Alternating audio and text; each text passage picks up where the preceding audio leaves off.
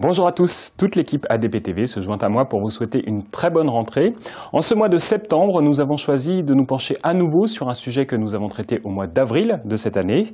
Ce droit de suite est donc consacré au compte personnel de formation. Revenons tout de suite sur une date clé.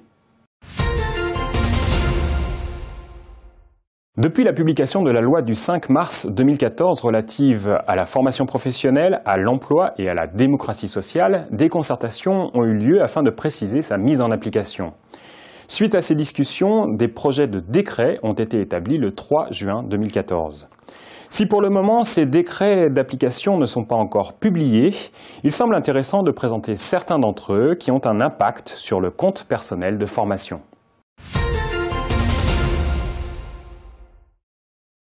Muriel Bénard, bonjour. Bonjour. Dans l'émission du mois d'avril d'ADP Info RH, vous nous aviez présenté le compte personnel de formation. À cette époque, la loi sur la formation n'avait pas été publiée. Est-ce que vous pouvez nous rappeler les grandes lignes du CPF ?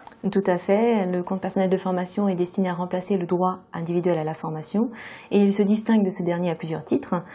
Tout d'abord, le compte personnel de formation a une dimension universelle puisqu'il ne s'adresse pas qu'aux seuls salariés. Ensuite, les formations éligibles au titre du compte personnel de formation sont des formations certifiantes et qualifiantes. De plus, il est attaché à la personne du salarié, si bien qu'il ne peut pas être mobilisé sans son accord express. Il est également transférable tout au long du parcours professionnel de la personne. Enfin, l'alimentation du compte se fait à hauteur de 24 heures par année de travail à temps complet jusqu'à l'acquisition d'un crédit de 120 heures, puis de 12 heures par année de travail à temps complet dans la limite de 150 heures. Alors revenons justement sur ces modalités d'alimentation. Est-ce qu'elles ont été modifiées par les projets de décret ?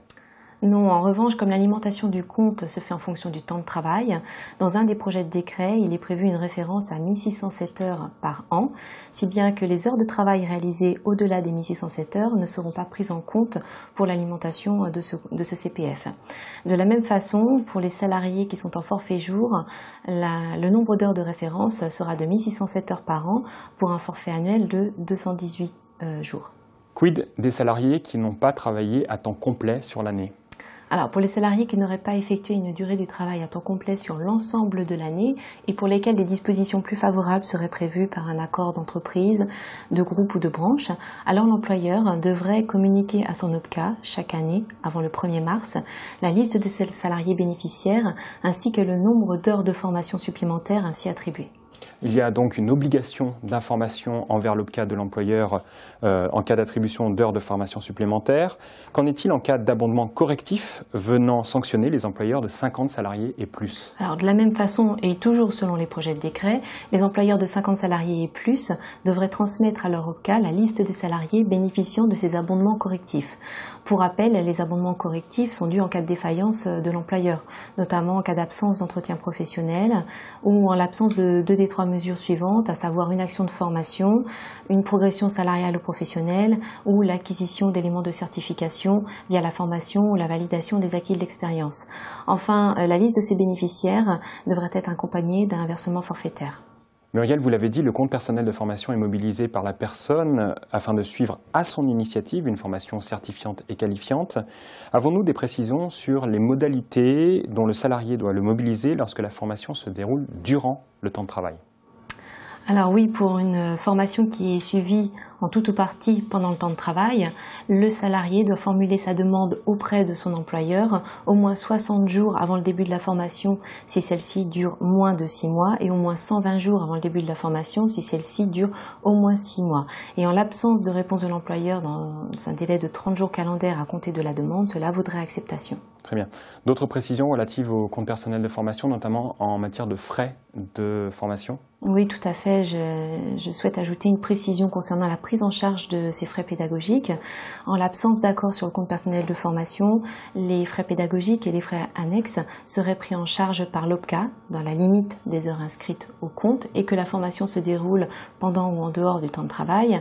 De la même façon, la rémunération serait prise en charge par l'OPCA si la formation se déroule pendant le temps de travail. En cas d'accord sur le compte personnel de formation, c'est l'employeur qui prendra en charge ses frais pédagogiques, frais annexes ainsi que la rémunération. Cette prise en charge se ferait à hauteur du coût réel de la formation, mais pourrait faire l'objet d'un plafond déterminé par le conseil d'administration de l'OPCA. Merci Muriel. Voilà ce que l'on peut trouver dans la loi. Voyons maintenant l'impact pour l'entreprise. Muriel, depuis notre précédente émission, les contours du compte personnel de formation se sont précisés. Les employeurs doivent se tenir prêts. Quelles sont les premières obligations pour eux ? Alors, le compte personnel de formation entre en vigueur à compter du 1er janvier 2015. Il semble donc important d'informer les salariés du nombre total d'heures de DIF acquises et non utilisées qui vont être transférées dans le compte personnel de formation. D'ailleurs, dans un des projets de décret, il est prévu que l'employeur doive informer les salariés avant le 31 janvier 2015 de ce nombre total d'heures acquises et non utilisées de DIF au 31 décembre 2014. Est-ce que la mise en place du compte personnel de formation a un impact sur les futurs plans de formation des entreprises ? Alors, ce n'est pas tant la mise en place du compte personnel de formation qui aura un impact sur les plans de formation, mais davantage ce qu'il implique.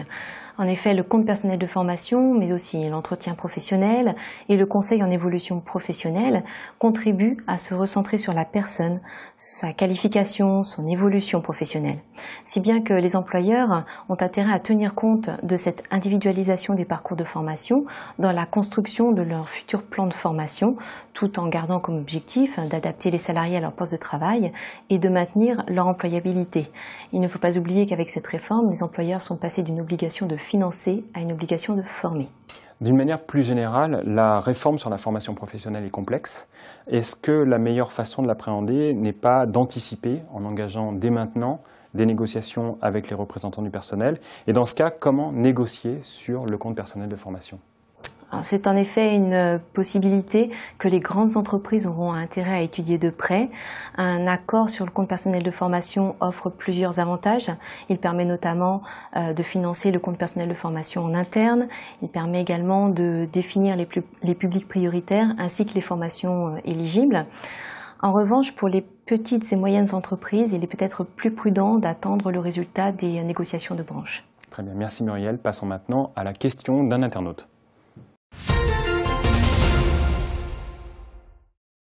Muriel, on nous demande qu'est-ce que le conseil en évolution professionnelle ? Il s'agit d'une offre de service public gratuite, accessible à tout actif, permettant de faire le point sur son évolution professionnelle et, le cas échéant, de formaliser, d'élaborer un projet d'évolution professionnelle de quelque nature qu'il soit. Enfin, le salarié devra être informé de la possibilité d'y recourir par l'employeur lors de son entretien professionnel. Merci beaucoup Muriel pour toutes ces précisions. Je vous en prie. On se retrouve le mois prochain. Voici maintenant ce qu'il faut retenir de cette émission. Retenez de cette émission que le compte personnel de formation entrera en vigueur le 1er janvier 2015.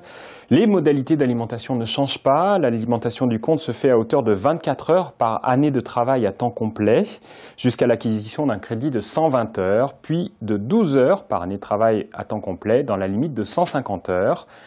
Pensez enfin à informer les salariés du transfert des heures de DIF vers le compte personnel de formation avant le 31 janvier 2015. C'est maintenant la fin de cette émission. Merci de l'avoir suivi. On se retrouve le mois prochain. Au revoir.